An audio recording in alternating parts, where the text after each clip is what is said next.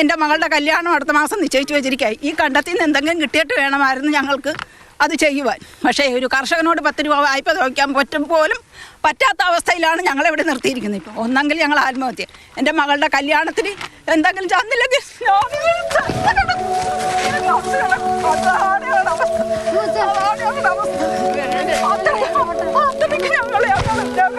വിഷമിച്ചിരിക്കുകയാണ്. ഈ സർക്കാർ പോലും ഞങ്ങൾ തിരിഞ്ഞു നോക്കുന്നില്ല, അറിയാമോ?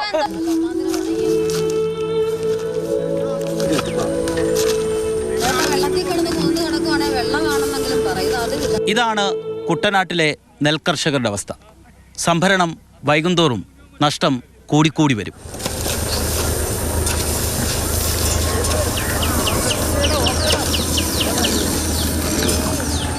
ചേട്ടാ, നെല്ലിന് എന്താ പറ്റിയതാ? കൊയ്തുകൊണ്ടിരുന്നപ്പം മില്ലുകാർ വന്നു. ഒരു 100 ഏക്കറോളം കൊയ്തിട്ടുണ്ട്. 100 ഏക്കർ കൊയ്ത് കഴിഞ്ഞപ്പം ഇവിടെ വന്നിച്ചും നെല്ലുകാർ പറഞ്ഞ് നിങ്ങൾ മൊത്തം കൊയ്ത് കഴിഞ്ഞാൽ ഞങ്ങളുടെ നെല്ലെടുത്തോളാമെന്ന് പറഞ്ഞു.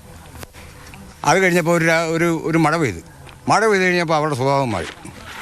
മൊത്തം കൊയ്തിട്ട് കഴിഞ്ഞപ്പോൾ അവർ വന്നിച്ചും പറഞ്ഞ 15 കിലോ ലെസ് കൊടുക്കണമെന്ന്.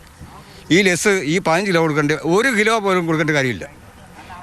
എന്നിട്ടാണ് അവർ ഈ 15 കിലോ വേണമെന്ന് പറഞ്ഞ് ആ കടുംപിടുത്തത്തിൽ തന്നെ ഇപ്പോഴും 15 കിലോയ്ക്കാണ് ഒരു നെല്ലെടുക്കുന്നത്. എത്ര ദിവസം നെല്ല് കിടന്നു? ഇവിടെ 19 ദിവസമായി. ഇന്നത്തേക്ക് 19 ദിവസമായി. ഈ 19 ദിവസത്തിനാണ് ഇത് കണ്ടില്ലേ, ഇത് മൊത്തം കെടുത്തി മൊത്തം നാശമായി.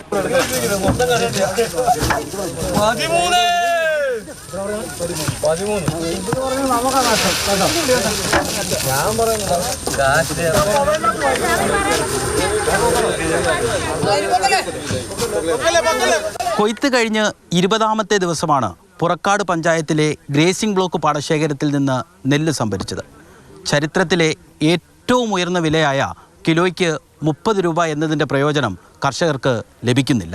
പിണറായിയോ അല്ലെങ്കിൽ മറ്റുള്ള ആരും, കോൺഗ്രസിൻ്റെ ആയാലും ആരുടെ ആയാലും ഇത് എവിടെ കൊണ്ട് വിതയ്ക്കുമെന്ന് പറ. ജീവിതം അത്രയും ദുരിതം ചെയ്യുക. ഇപ്പം 20 കിൻറ്റൽ നെല്ലിനകത്ത് നിന്ന് നമുക്ക് കിട്ടുന്ന കാശിൻ്റെ ഇത് പറഞ്ഞാൽ ചോട്ടുകൂലി, ലെൻസ്, പിന്നെ വാരുകൂലി, ചോട്ടുകാരുടെ കാശ്, പിന്നെ വണ്ടി കയറ്റുന്ന ഇത്ര രൂപ നഷ്ടമാപ്പോൾ. ഈ കൃഷി കൊണ്ട് ഒരു തൊഴിലാളിക്കും അല്ലെങ്കിൽ ഒരു മുതലാളിക്കും കട അല്ലാതെ വേറൊന്നും വരിക.